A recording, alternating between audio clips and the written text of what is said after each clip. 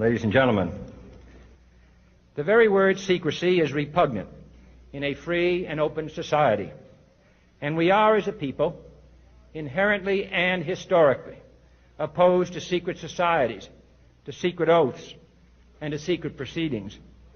And there is very grave danger that an announced need for increased security will be seized upon by those anxious to expand its meaning to the very limits of official censorship and concealment. That I do not intend to permit to the extent that it's in my control.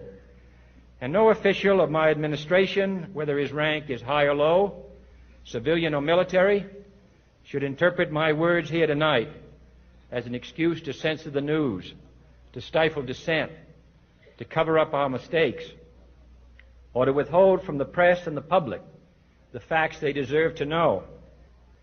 For we are opposed around the world by a monolithic and ruthless conspiracy that relies primarily on covert means for expanding its sphere of influence, on infiltration instead of invasion, on subversion instead of elections, on intimidation instead of free choice, on guerrillas by night instead of armies by day.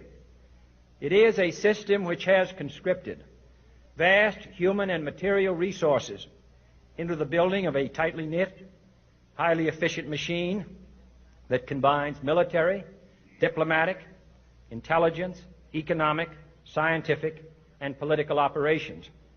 Its preparations are concealed, not published. Its mistakes are buried, not headlined. Its dissenters are silenced, not praised. I am not asking your newspapers to support an administration, but I am asking your help in the tremendous task of informing and alerting the American people. For I have complete confidence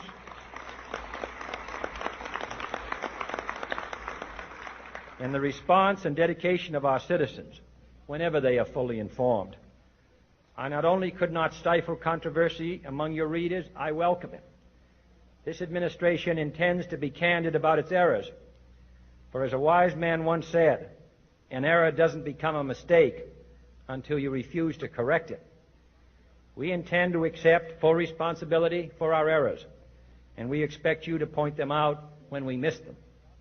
Without debate, without criticism, no administration and no country can succeed, and no republic can survive. That is why the Athenian lawmaker Solon decreed it a crime for any citizen to shrink from controversy.